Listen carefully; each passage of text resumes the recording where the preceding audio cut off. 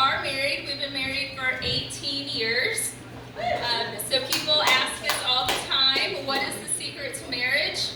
And I tell them not to want to get divorced at the same time. That is the secret. Now, for real, I don't know what the secret is, but after 18 years, I have decided that marriage is a con. Now, I don't know what the con is yet. Once I figure that out, I will let you know. You may want to listen here. Think about it. So, two people who didn't know each other come together, and they decide, hey, you're going to be the only other person I fight with for the rest of my life. You're going to be the only other person I sleep with for the rest of my life. And you're going to be the only other person I steal covers from for the rest of my life. But really, we shouldn't say for the rest of my life. We should say until we decide on what day we're going to exchange the children in the Walmart parking lot. So I'm not even kidding. I stopped at Walmart this afternoon, and I think half the people in the parking lot were just there to exchange their children. Yes, I know. Yes.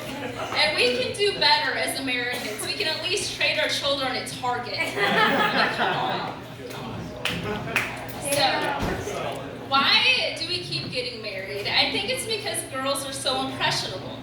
So our 4-year-old daughter currently wants to be a princess doctor mommy. Oh. So I'm glad she has several options because I figure at least one of them will stick. Okay. And this doesn't get better as we get older, and we have evidence of that by looking at pharmaceutical commercials. So if you've ever seen a pharmaceutical commercial, you know that they will cure anything, and as soon as you watch one, you want to go get it. So how many of us want to be on Zepbound or Wegovy or any of those other miracle drugs? Yeah. Okay. And I'm a medical professional, and it does not get beyond me, it affects me as well. So, quick story, the other day, I was sick. And not like I have a fever sick. I was having diarrhea, nausea, headache, achy muscles. I was laying on the couch, half asleep, half awake, dozing on and off, just awake enough to yell at my husband when he tried to change the TV channel, but asleep enough I wasn't really watching the TV. And all of a sudden I hear side effects may include diarrhea, nausea, headache, achy muscles. I sit straight up and I say, Matt, I know what's wrong with me. And he says, what? I said, I'm having side effects of Wegovy. And he said, you're not even on Wegovy.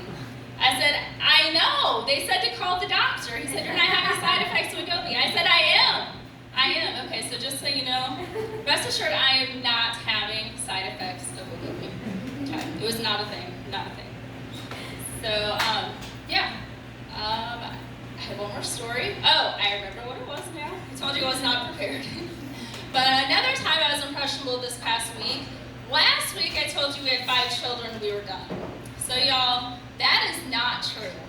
Because I'm really into longevity. I want to live to be 122. Science says we can. The Bible says you can. I plan to live to be 122. I read all the research.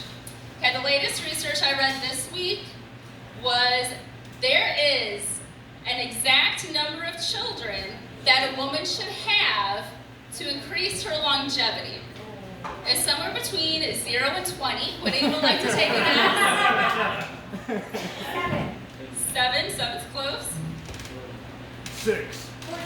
12. Oh, 14 was a good number. 432. That's above 20. Now somebody's got to go back. Somebody's got to go back to kindergarten there. But no, the magical number is 8. Okay. So I come running in from where I was doom scrolling in the kitchen, and I'm like, Matt, we have to have more kids. And he said, why? And I said, because I have to have 8 to get to my longevity of 122.